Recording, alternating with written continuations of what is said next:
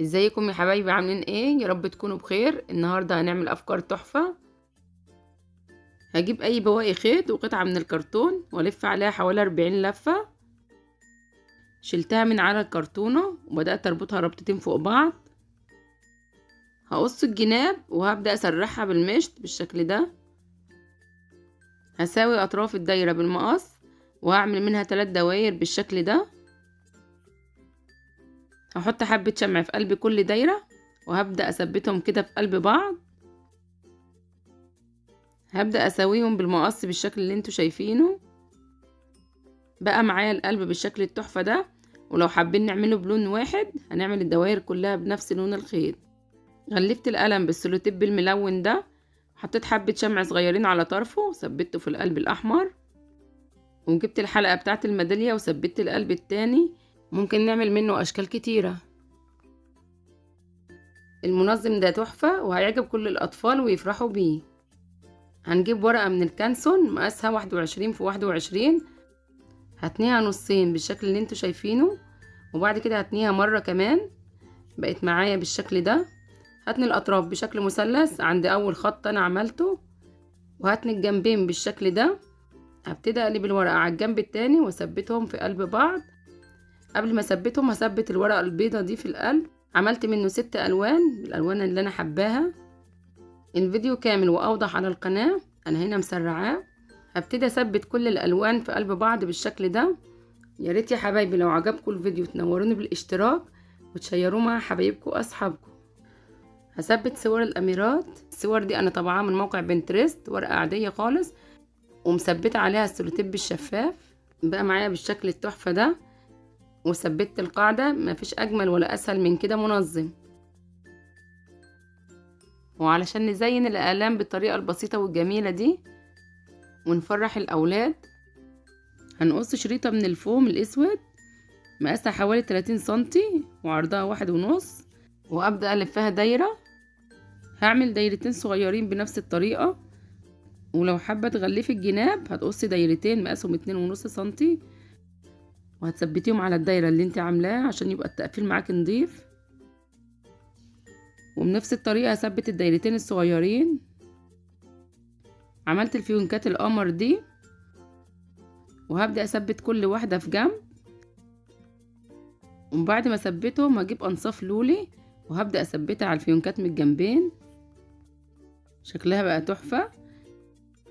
معايا القلم الرصاص وبدات اثبت عليه قطعه من الفوم. وثبت فيه الدايره اللي انا عاملاها بالشكل ده. جبت قطعه من القماش وكشكشتها بالخيط وثبتها على القلم بالشكل اللي انتوا شايفينه. ثبت عليها انصاف اللولي. والنتيجه قمر واخر شياكه. هنفرح الاولاد بالاشكال الجميله دي. هقص جزء من رول المناديل مقاسه 2 سنتي. وهقص شريطة من الفوم وهبدأ اغلفه بالشكل ده. وهقص دايرتين من الفوم مقاسهم 2.5 سنتي. هحط حبة شمع صغيرين وهبدأ اثبتهم بالشكل اللي انتوا شايفينه. هبدأ اعمل فتحة صغيرة علشان اثبت فيها القلم. عملت 5 دواير. حطيت حبة شمع صغيرين وثبت اول دايرة. وهحط حبة شمع كمان واثبت الدايرة التانية والدايرة التالتة. وثبت الدايرتين اللي فاضلين في القلم التاني. بدأت ارسم عليهم الرسومات دي. وهتلونيها بأي ألوان موجودة عندك. شكلهم بقى روعة. حلوين قوي. يا رب يكون الأفكار عجبتكم.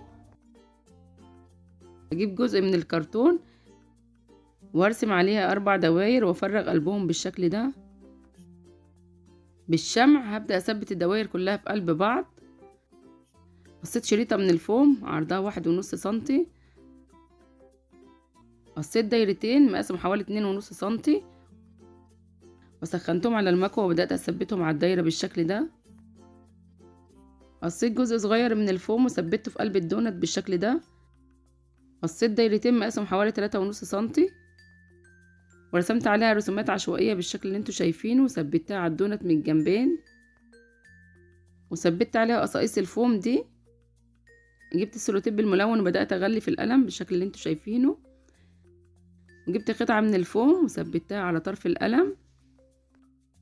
حطيت حبة شمع صغيرين على طرف القلم وثبته في الدونة معايا بالشكل التحفة ده، وعملت لهم الفيونكات القمر دي.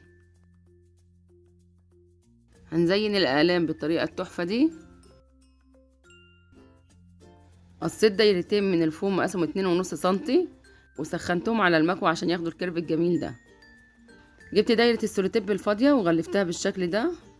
حطيت حبة شمع صغيرين وثبت دايرة من الدواير، والدايرة التانية ثبت عليها المسطرة وبدأت ارسم دايرة صغيرة في قلبها وافرغها. بقت معايا بالشكل الجميل ده. قصيت شريطة صغيرة من الفوم وغلفت القلب. انا عندي الجهاز ده بتخبطي عليه كده بينور، ثبته في قلب الدايرة. جبت حبة من الاشكال الصغيرة دي فضيتهم في قلب الدايرة وثبت عليها ورق الاستنسل الشفاف، وثبت الدايرة اللي فرغتها، وبقطعة من الفوم ثبته على القلم ورسمت الرسومات اللي انا حباها. طلعوا معايا في الاخر بالشكل القمر ده. عايزاكم تقولوا في التعليقات انهي فكرة عجبتكم اكتر.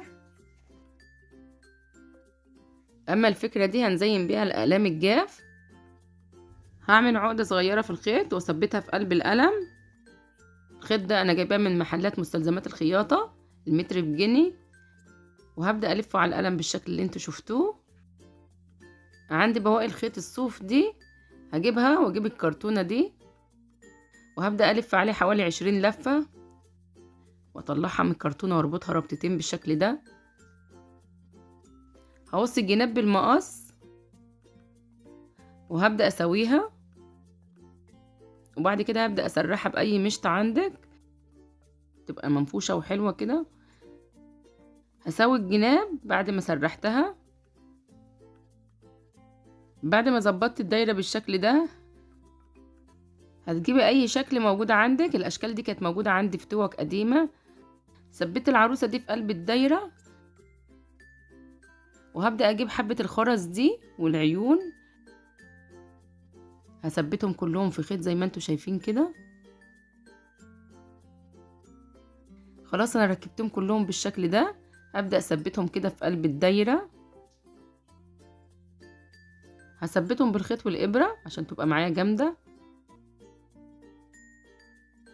هحط حبة جلو صغيرين على طرف القلم وهبدأ اثبت الدايرة بقى معايا بالشكل التحفة ده.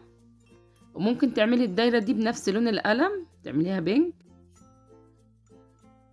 وعلشان نعمل الميني الجميلة دي من ورق الفوم، تعالوا نشوف الطريقة. دي دايرة السولوتيب الشفاف. هاخد واحدة منهم وهغلفها بالفوم جليتر الاسود، وهقص دايرتين من الفوم جليتر الاسود وهبدأ اسخنهم كده على المكوى علشان ياخدوا الكيرف. هفرغ دايرة من الدواير بالشكل اللي انتوا شايفينه،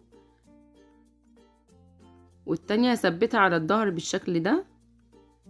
انا عندي الاشكال الصغيرة دي هبدأ احطها كده في قلب الدايرة وغلفتها بقطعة من الاستنسل الشفاف. شكلها بقى قمر. عملت دايرتين صغيرين وبدأت اثبتهم كده في قلب الدايرة، وعملت الفيونكة الجميلة دي هبدأ اثبتها كده من الجنبين. لو القلم شكله حلو ومش محتاج تغليف مش هتغلفيه. انا هغلفه بالسلوتيب الملون ده.